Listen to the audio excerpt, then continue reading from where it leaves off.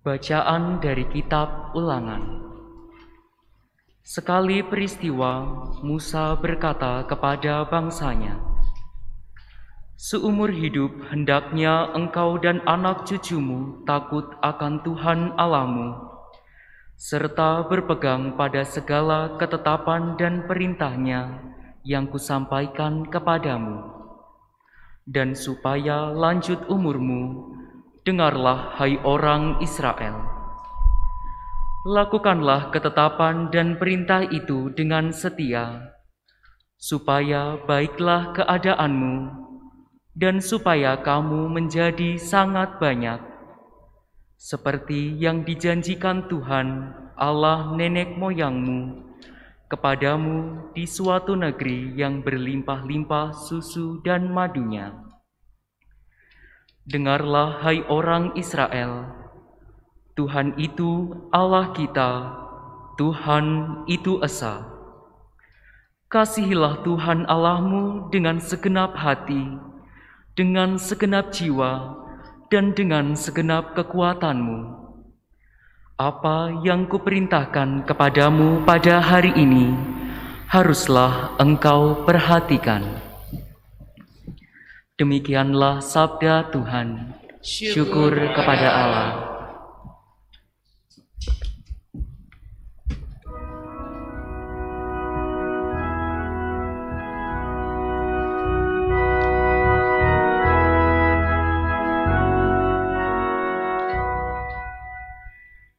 Aku mengasihi Engkau, ya Tuhan, kekuatanku.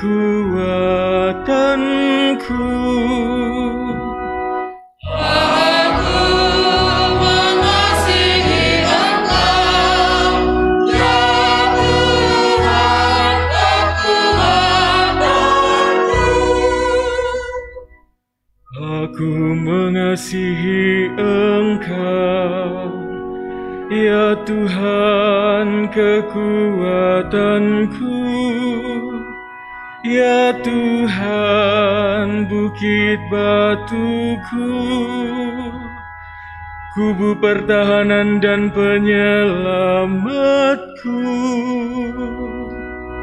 Aku mengasihi Engkau, ya Tuhan, kekuatanku. Allahku, gunung batuku, tempat aku berlindung, perisaiku, tanduk keselamatanku, kota bentengku. Terpujilah Tuhan, seruku, maka aku pun selamat dari para musuhku. Aku mengasihi Engkau, ya Tuhan, kekuatanku.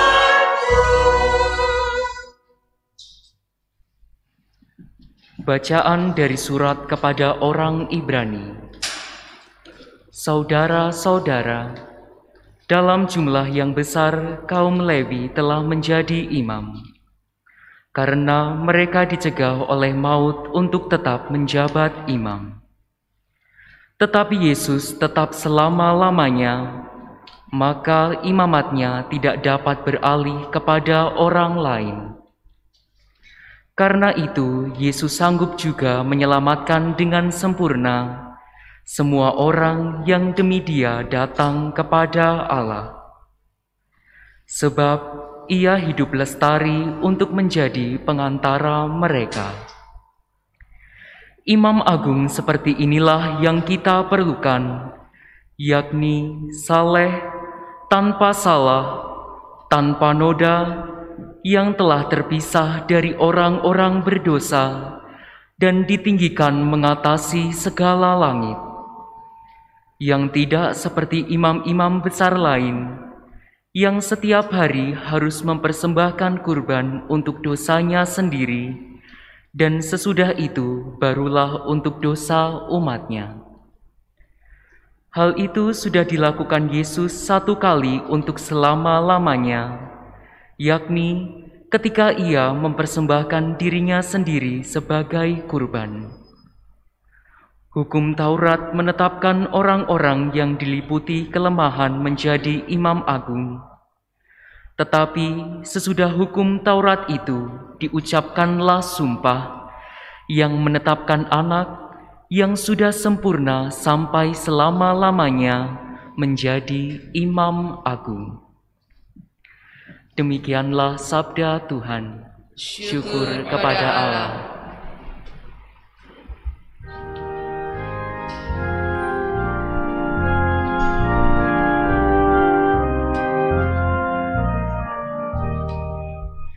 Haleluya, haleluya, haleluya.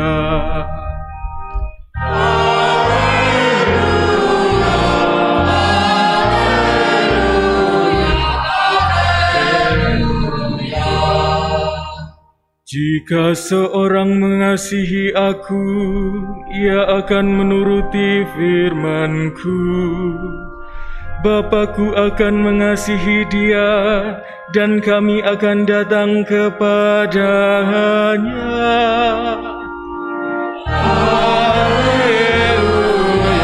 haleluya, haleluya. Tuhan bersamamu. Inilah Injil suci menurut Markus. Dimuliakanlah Tuhan. Bab 12 ayat 28b sampai dengan 34. Pada suatu hari datanglah seorang ahli Taurat kepada Yesus dan bertanya, "Perintah manakah yang paling utama?" Yesus menjawab, "Perintah yang paling utama ialah, dengarlah, hai orang Israel, Tuhan Allah itu Tuhan yang esa. Kasihlah Tuhan Allahmu dengan segenap hati, dengan segenap jiwa, dengan segenap akal budi, dan dengan segenap kekuatanmu. Dan perintah yang kedua ialah, kasihilah sesamamu, manusia seperti dirimu sendiri. Tidak ada perintah lain yang lebih utama daripada kedua perintah itu." Lalu kata ahli Taurat itu kepada Yesus, "Guru, tepat sekali apa yang kukatakan, bahwa Allah itu esa dan tidak ada Allah lain kecuali Dia. Memang mengasihi Dia dengan segenap hati, dengan segenap pengertian, dan dengan segenap kekuatan, serta mengasihi sesama manusia seperti diri sendiri jauh lebih utama daripada semua kurban bakar dan persembahan." Yesus melihat betapa bijaksana jawab orang itu. Maka ia berkata kepadanya, "Engkau tidak jauh dari kerajaan Allah." Dan tak seorang pun masih berani menanyakan sesuatu kepada Yesus. Demikianlah sabda Tuhan. Terpujilah Kristus.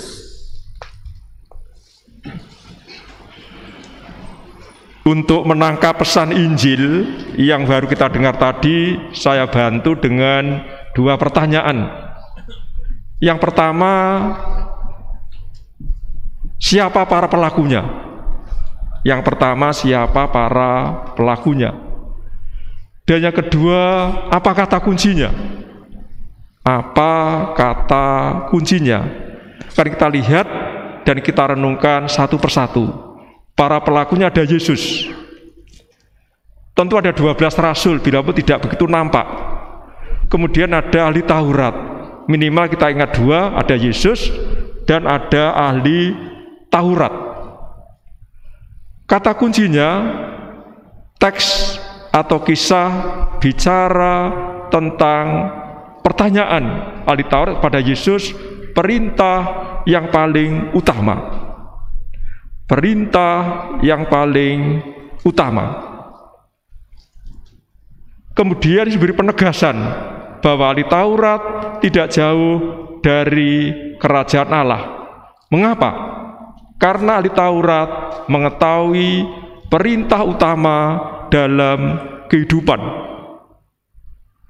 Supaya semakin gamblang ada gambaran, saya masih punya suatu pertanyaan. Cukup satu. Siapakah Yesus itu? Siapakah Yesus itu? Pertanyaan bagi orang Yahudi, hukum yang paling utama adalah pertanyaan sangat mendasar. Ini bagi orang Yahudi, pertanyaan tersebut ada pertanyaan paling mendasar berkaitan dengan hukum yang utama. Mengapa? Karena bagi bangsa Yahudi itu banyak hukum, banyak peraturan, banyak ketentuan. Kalau kita membaca 5 kitab pertama, kitab suci kita, supaya mudah, seringkali saya menggunakan istilah ibu, kitab Kejadian, Keluaran, Imamat, Bilangan, dan Ulangan. Di situ banyak hukumnya, banyak peraturannya, banyak ketetapannya. Ada 613 peraturan hukum, berarti ada 613 hukum atau peraturan. Dibagi menjadi 2 bagian besar. Yang pertama, yakni dalam bentuk larangan. Jumlahnya ada 365. Artinya apa? Setiap hari itu ada larangan nampaknya. Setiap hari ada larangan. Ya, sebagai contoh, larangan mencuri, bersaksi dusta, marah. Mungkin juga kalau dalam bahasa kita sekarang, pada waktu di sinagoga, di gereja tidak boleh ngantuk, mungkin larang tidak boleh ngantuk, atau juga tidak boleh ngeyel.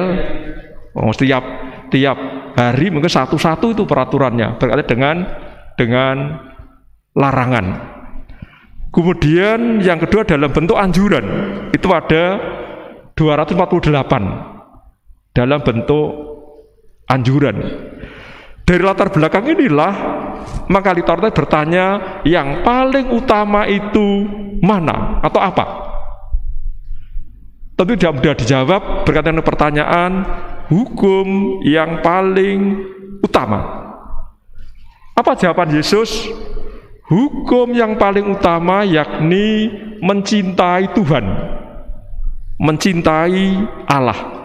Itu kata Yesus kepada ahli Taurat. Ini dikutip dari kitab Ulangan bab 6 ayat 4 sampai dengan 5. Kita diminta mencintai Tuhan dengan segenap hati, dengan segenap jiwa, dengan segenap akal budi, dan juga dengan segenap kekuatan.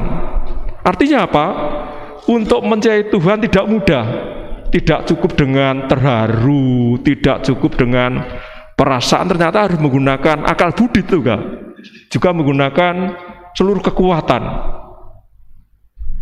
Yang mau dikatakan di sini bahwa bangsa Israel harus mencintai Tuhan, Allah Yahweh satu-satunya Allah, tidak ada Allah yang lain.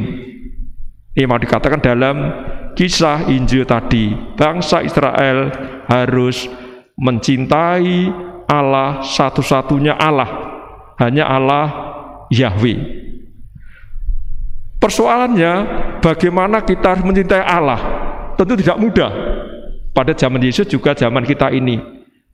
Dari kita tentu apa ada yang sudah pernah melihat Allah. Bagaimana untuk mencintai Allah itu? Maka dari itu, kalau orang mencintai Allah harus nyata. Artinya apa? Harus mencintai sesama kita. Mencintai sesama kita. Dalam Injil Lukas bab 10 25-37 tentang orang Samaria yang baik hati. Tadi masih umum gambar tentang cinta kasih kepada sesama.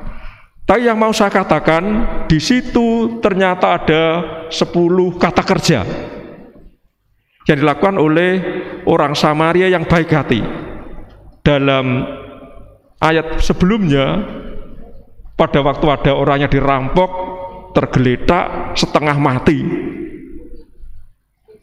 Pada waktu ada seorang romo, imam lewat dibiarkan. Ini mau tugas di kapel, mau misa di stasi mungkin.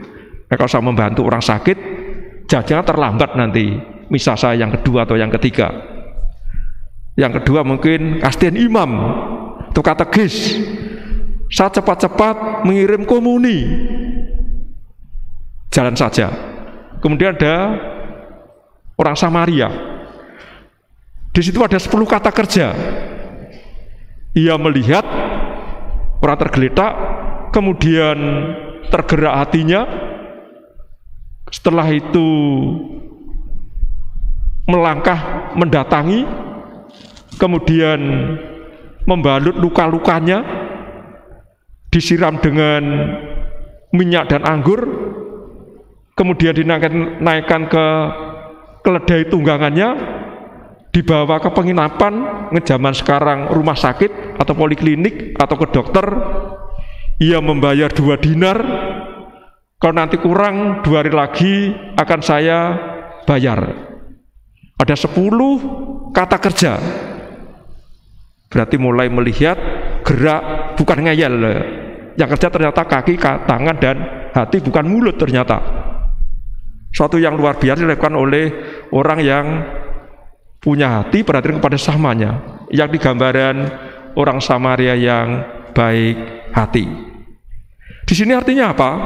Artinya ternyata kalau ditanya hukum yang paling utama itu apa? Ternyata ada 2 ternyata. Yang pertama yakni mencintai Tuhan, yang kedua mencintai sesama, seperti mencintai dirinya sendiri. Sekarang tidak ada orang yang marah kepada dirinya sendiri. Ini tamu dari Klepu itu marah supaya saya aman mendapat tempat yang longgar, saya tidak akan mandi supaya kiri kanan saya terganggu. Saya kira tidak ada. Setiap orang pasti akan mencintai dirinya sendiri. Apa komentar ahli Taurat mendengar jawaban Yesus?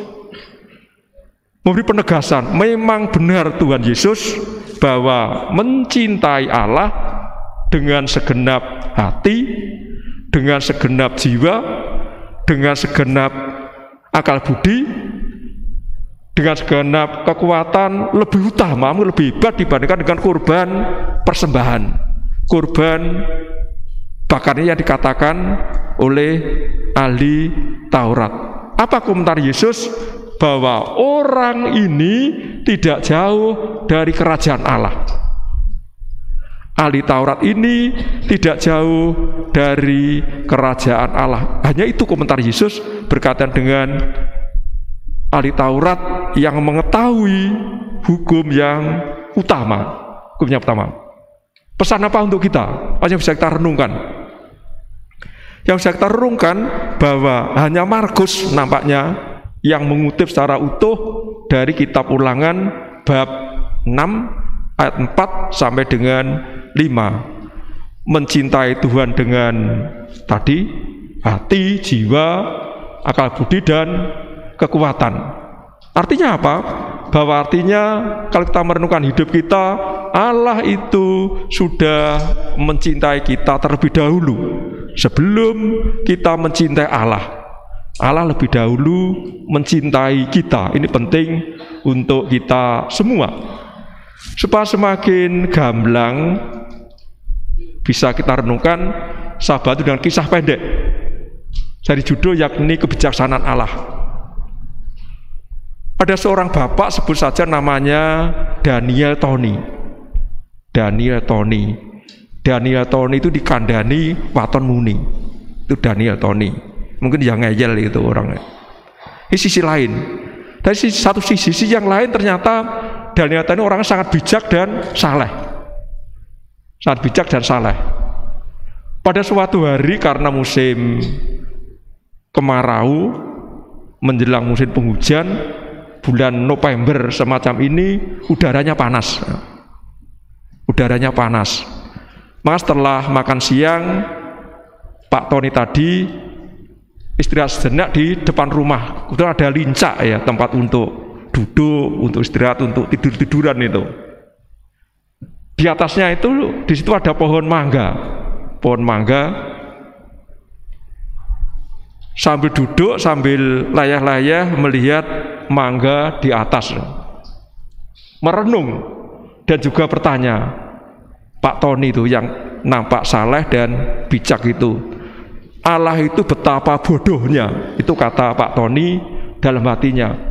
Bagaimana mungkin pohon mangga yang pohonnya begitu besar, cabang-cabangnya besar, rantingnya besar, buahnya kecil-kecil. Itu dalam hati dan dijawabkan oleh Pak Tony. Kebetulan rumahnya juga dekat sawah. Di sawah itu, ini musimnya semangka. Coba, bagaimana mungkin pohon semangka itu tidak bisa membawa dirinya sendiri, hanya tidur saja di tanah. Tapi buahnya ternyata sebesar kepala orang. Bahkan dia lebih besar. Itu kata-kata Pak Tony. Karena baru makan siang sambil merenung, ada angin, ada AC, itu bagus, itu bisa agak ngantuk di gereja, itu bersyukur bisa tertidur atau ngantuk itu. Ini waktu yang bagus untuk ngantuk, itu bisa pada waktu Romo homili. Benar, karena ada angin semilir, akhirnya tertidur Pak Tony itu. Tiba-tiba ada angin besar, ada mangga yang jatuh mengenai dahinya. Dia terkejut, sakit ya. Bukan hanya itu, ternyata matanya kena getah mangga. Kemudian dia mengatakan, seandainya pohon mangga itu buahnya sebesar semangka, dahi saya seperti apa? Pasti hidung saya pesek mati, itu kata Pak Daniel Tony kepada dirinya sendiri. Bersyukur, mulai sekarang ini saya tidak akan merancang yang dibuat oleh Allah. Tidak akan merancang seperti yang dibuat oleh Allah. Ia sadar, setelah itu bersyukur dalam hidup ini. Ini hanya sama. Mungkin juga tanya ya, mengapa ya Romo Pras kok dipindah ke Karangpilang? Mungkin ada yang ikut itu. Kok tidak ditunda 1 tahun atau 2 bulan? Hanya sama mungkin juga umat di Karangpilang. Mengapa ya Romo Warno itu dipindah, diutus ke Klepu untuk kembali untuk remedi itu. Di sana dulu belum lulus 6 tahun di Ponorogo. Di Ponorogo. Ini yang merancang, yang boleh merancang Bapak Uskup. Kita itu hanya bersyukur. Berarti saya juga bersyukur diutus Bapak Uskup di Klepu. Tugas kita yakni bersyukur. Yang penting untuk kita itu tidak usah tanya yang sulit-sulit, yang berat-berat. Yang penting setiap minggunya itu ke gereja. Setiap minggunya syukur, ditambah setiap harinya itu bisa rosari, sudah beres. Tentang hal rancang-merancang itu yakni urusan Tuhan, sedangkan kita urusannya yakni berdoa dan bersyukur. Berkat Allah menyertai kita semua.